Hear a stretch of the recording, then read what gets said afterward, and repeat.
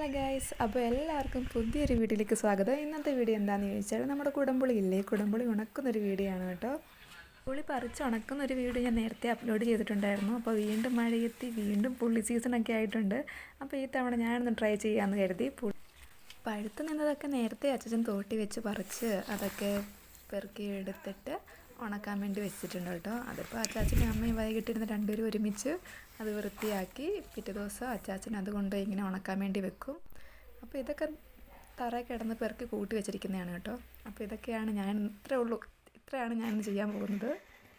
ഈ പണ്ടൊക്കെ അച്ചാച്ചനും അമ്മയും ഒക്കെ ഈ പുളിയൊക്കെ മുറിക്കുന്ന സമയത്ത് ഇതിൻ്റെ ഉള്ളിൽ കുരുവില്ലേ, അത് ജസ്റ്റ് ഒന്ന് വായിലിട്ടൊന്ന് ഉണഞ്ഞു നോക്കിയിട്ടുണ്ട്. അപ്പോൾ ആ സമയത്ത് നമ്മുടെ പല്ലിൽ ഒരുമാതിരി പശവശപ്പ് പോലെയാണ്. അതൊന്നും മൈൻഡ് ചെയ്യില്ല, അതങ്ങ് ചുമ്മാ ഉണഞ്ഞു നോക്കിയിട്ട് ആ കുരു അങ്ങ് തുപ്പിക്കളയും. അങ്ങനെ ആരെങ്കിലുമൊക്കെ ചെയ്തിട്ടുണ്ടോ?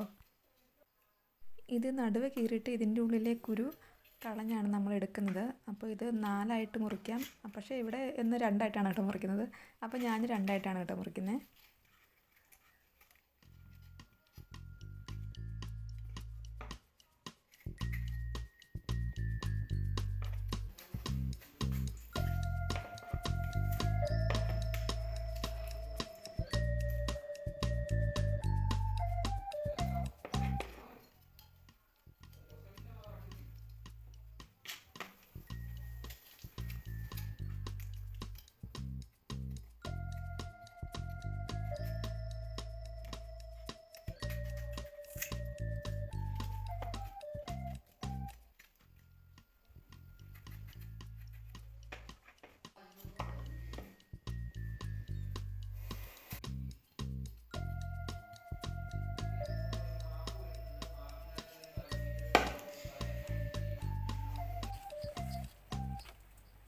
അങ്ങനെ നമ്മൾ കിട്ടിയ പുളിയൊക്കെ മുറിച്ച് വൃത്തിയാക്കി എടുത്തിട്ടുണ്ട് കേട്ടോ.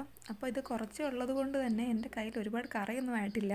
ഇതിപ്പോൾ ഒരുപാടുണ്ടെങ്കിൽ കൈ നല്ല കറയൊക്കെ ആകും. അപ്പോൾ ആ സമയത്ത് നമ്മൾ മണ്ണെണ്ണ വെള്ളം യൂസ് ചെയ്ത് അത് കളഞ്ഞാൽ മതി കേട്ടോ. അപ്പോൾ അങ്ങനെ നമ്മളിത് ഉണക്കാൻ വേണ്ടി കൊണ്ടുവന്നിട്ടുണ്ട്. ഇത് കണ്ടോ, ഒരു സെക്ഷനാണെങ്കിൽ മിനിഞ്ഞാന്നും ഇന്നലെയും അതിൻ്റെ പിറ്റേ ദിവസമൊക്കെ ഉള്ള പുളികളാണ് ഇരിക്കുന്നത്. അതിൽ നന്നായിട്ട് ഉണങ്ങി വരുന്നതൊക്കെ ഞങ്ങൾ മാറ്റും, ബാക്കിയുള്ളതൊക്കെയാണ് ഇരിക്കുന്നത്. അപ്പം നമ്മൾ ഈ അടിയിൽ ഇങ്ങനെ പുക കൊടുക്കും. അപ്പോൾ നന്നായിട്ട് തീ ഇട്ടതിന് ശേഷം അതിൻ്റെ ചൂടും ആ പുകയും ഒക്കെ കൊണ്ടാണ് ഈ പുളിയെല്ലാം നമുക്ക് ഉണങ്ങി കിട്ടുന്നത്. അപ്പോൾ നന്നായിട്ട് നമ്മൾ തീ കൊടുക്കണം. അപ്പോൾ ഇത് എപ്പോഴും കെട്ടുപോകാൻ ചാൻസ് ഉണ്ട്. കാരണം എന്താണെന്ന് ചോദിച്ചാൽ നല്ലൊരു മറയോ കാര്യങ്ങളൊന്നും ഇല്ല. അതൊക്കെ സെറ്റ് ചെയ്യുകയാണെങ്കിൽ നമുക്ക് 7 ദിവസം കൊണ്ടോ ആ ഒരു സമയത്തിനുള്ളിൽ നമുക്ക് നന്നായിട്ട് ഉണങ്ങി കിട്ടും. ഇതിപ്പം നല്ലൊരു മറയോ കാര്യങ്ങളൊന്നും ഇല്ലാത്തതുകൊണ്ട് കുറച്ച് താമസം പിടിക്കും. അപ്പം ഇതൊക്കെ വാടി വന്നിട്ടേ ഉള്ളൂ ഈ പുളിയൊക്കെ. ഇതൊക്കെ ഇന്നലെ വെച്ച പുളിയാണെന്ന് തോന്നുന്നു കേട്ടോ. ഇനിയിപ്പോൾ ഞാൻ കൊണ്ടുവന്ന പുളിയും കൂടെ വെക്കാൻ പോവുകയാണ്.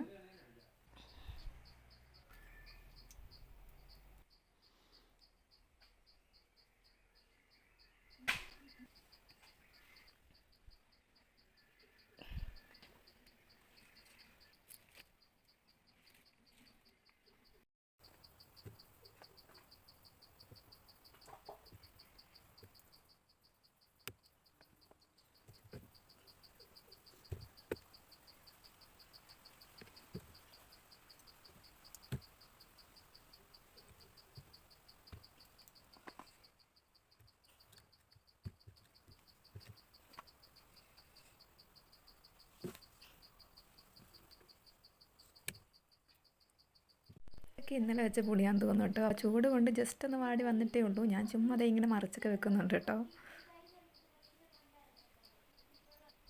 വീഡിയോസൊക്കെ ഇഷ്ടപ്പെടുകയാണെങ്കിൽ എല്ലാവരും ഒന്ന് സബ് അടിക്കാൻ മറക്കല്ലേ. സബും ലൈക്കും കമൻറ്റും ഒക്കെ ഇടാൻ മറക്കല്ലേ.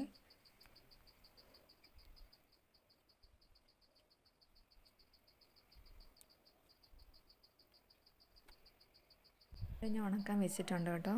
അപ്പോൾ അത് ഇതിൽ ജസ്റ്റൊക്കെ ഒന്ന് വാടി വന്നിട്ടേ ഉള്ളൂ. അത് ഞാനിപ്പോൾ എടുത്ത് കാണിക്കാം. ഇത് കണ്ടോ, ഇതൊക്കെ ജസ്റ്റ് ഒന്ന് വാടി വന്നിട്ടേ ഉള്ളൂ. നല്ല രീതിക്കൊന്നും ഉണങ്ങിയിട്ടില്ല. അപ്പോൾ നല്ല മറയും, ഞാൻ നേരത്തെ പറഞ്ഞോളൂ, നല്ല മറയും നല്ല സെറ്റപ്പൊക്കെ ആണെങ്കിൽ പെട്ടെന്ന് തന്നെ നമുക്കിത് ഒരാഴ്ചക്കുള്ളിലൊക്കെ നല്ല രീതിക്ക് കിട്ടും.